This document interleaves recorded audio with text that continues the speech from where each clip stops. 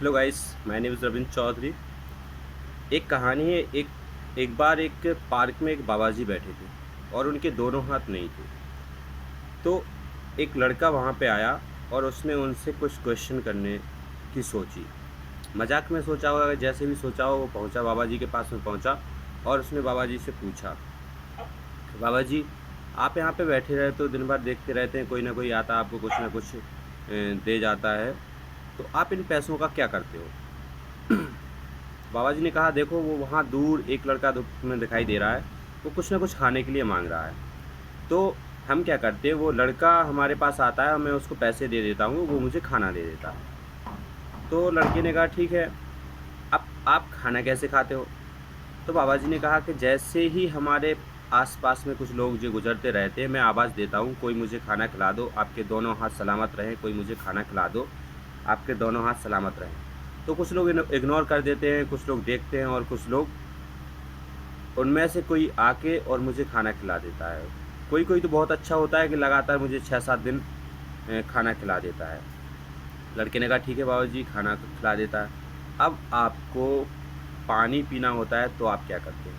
लड़के ने कहा, देखो, बाबा जी ने कहा, देखो मेरे पास में एक घड़ा रखा है, ये घड़ा मैं नीचे पलट देता हूँ और नीचे जो कटोरी रखी है उसमें पानी भर जाता है और मैं जानवरों की तरह पानी पी लेता हूँ। लड़के ने कहा, ठीक है। अब लड़के ने कहा, बाबा जी एक आखिरी सवाल, बोलिए, आपको यदि मच्छर काटते हैं तब आप क्या करते हैं? बाबा जी ने कहा, मैं ज़मीन पे लौट जाता हूँ और अपने आप को, अपने शरीर को रगड़ता रहता हूँ, जैसे कि पन्नी से मछली बाहर निकलती है और वो अपने शरीर को रगड़ती रहती है, ऐसे ही मैं यहाँ पे रगड़ता रहता हूँ। बाबा जी ने कहा, लड़के ने कहा, ठीक है बाबा जी।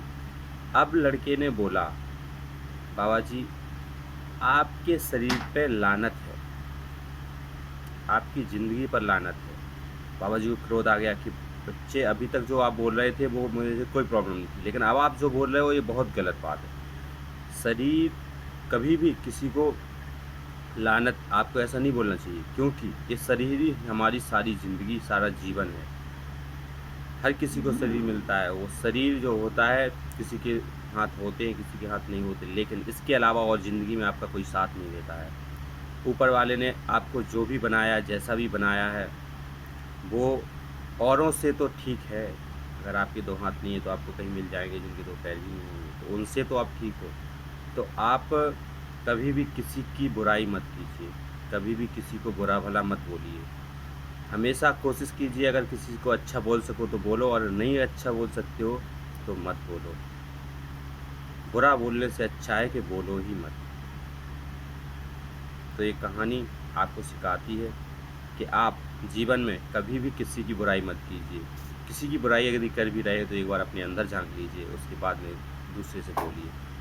किसी को पता नहीं कैसा लगे, इसलिए अच्छे से, बढ़िया से व्यवहार कीजिए लोगों से और अपने आप को, इस शरीर को बढ़िया से रखिए, ये आपका अनमोल गहना है।